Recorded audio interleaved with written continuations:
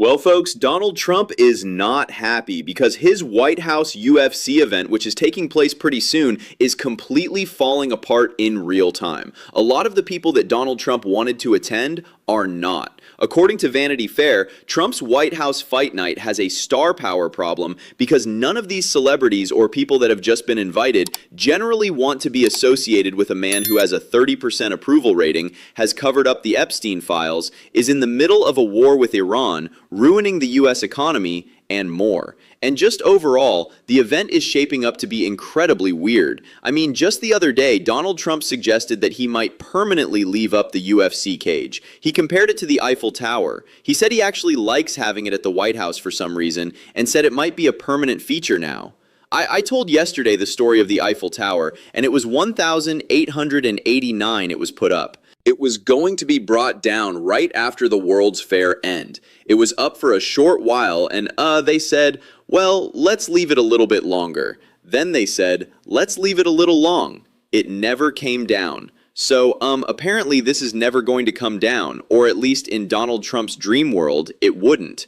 But aside from the fact that nobody really wants to be associated with this administration, which we'll talk about in just a moment, and go through the different celebrities who are saying absolutely not, this has been criticized from people in the UFC industry within the MMA community. For example, Bryce Mitchell. What are your thoughts on the UFC White House just in general? Like, obviously you said that you didn't really want to be on the card anymore, but it's such a spectacle, right? I don't remember ever saying that. Okay. I do want to be on the card. You do want to be on the card. I do. And this is what I got to say. First off, I ain't jealous of any of those fighters. I'm so happy for those fighters. I don't think you could have got a better main event. I'm happy for every single last fighter on that card. If they need me to fill in, if I'm healthy, hey, I'll do it. For the UFC, I think it's great. It's beyond great. It's literally the perfect scenario. But as far as I'm an economics major. I love studying politics on the political side of things, not the UFC's business. That is, of course, they're going to say yes to it. But what I think personally is that our government is desecrating its role in society by entertaining sports. Our government is to protect and serve the people, and really should be as minimal as possible. And when you're doing all of this stuff, hosting sporting events, it's really outside of what the goal of the government was intended to be, because our tax dollars and resources are funding this operation. And like I said, I'm not criticizing the UFC. I love Dana. I love Hunter. I love Sean, Mick. I love all of them. And it's an amazing thing. It's a once-in-a-lifetime thing.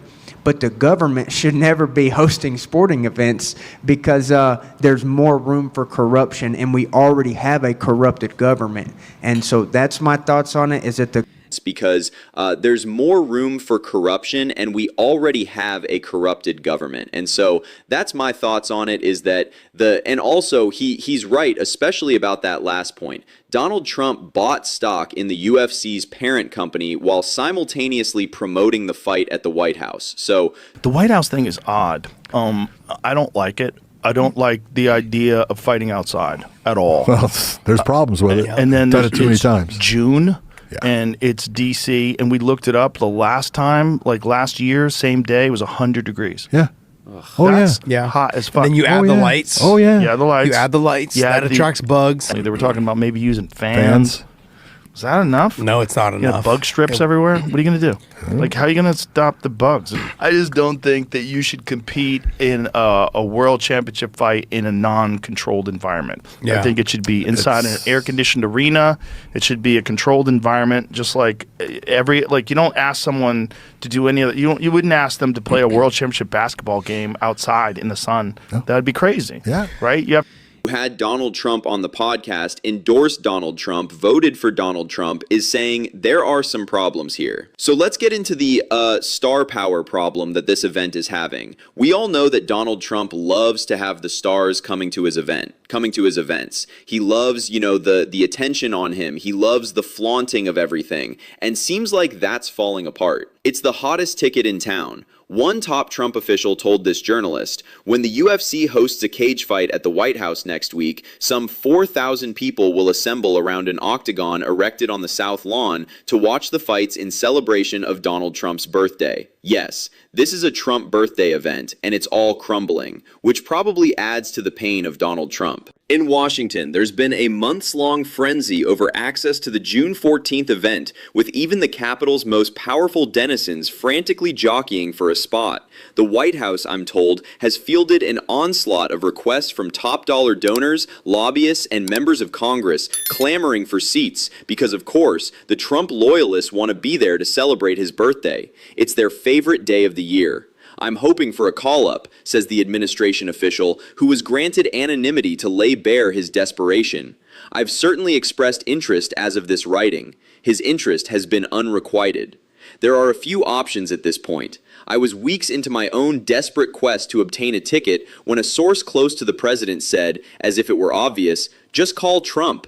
It hadn't occurred to me that the leader of the free world would be the best contact for obtaining tickets." The event is a real draw for folks looking to curry favor in Trump's Washington and for DC's MAGA crowd, which has delighted in the construction of the light fixture called the Claw, which, that's, I think, the Trump name that's been given to it, that now towers above the White House. But there is one problem that may well steer clear of the event.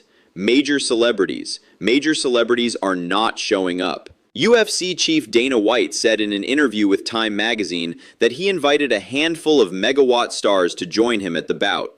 You have people like Adam Sandler, Guy Ritchie, Tom Brady, Jared Leto, Jason Statham, Dwayne "The Rock" Johnson, and Mario Lopez. Of that group, few, if any, will actually be there. A source close to The Rock told Vanity Fair that he will not be attending. Representatives for Sandler, Leto, and Lopez says they won't be either. Reps for the others did not respond to multiple requests for comment, which probably means that they will not be there. The White House and UFC did not respond to requests for comments about the guest list either.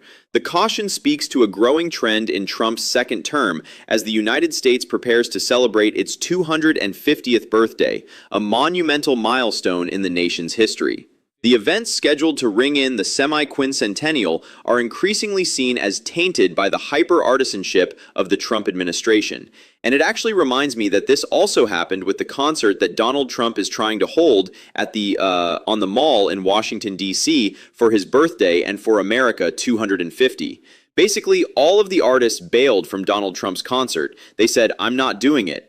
There were a couple who stayed, like Vanilla Ice, who is apparently a Trump supporter and wanted to hang around to perform for Donald Trump, but everybody else dropped out. It got so bad that Donald Trump just canned the concert altogether and said, instead, they're going to be holding a rally to end all rallies. "We don't want singers with no talent, but big fees to put you to sleep. We've told them all to stay home, and all we want is you, me, a few speakers, and the greatest music ever played. The same music you have listened to for years. We'll have the fabulous Lee Greenwood." Who the hell listens to Lee Greenwood? I don't know. And some other artists apparently that will be joining Donald Trump at this rally.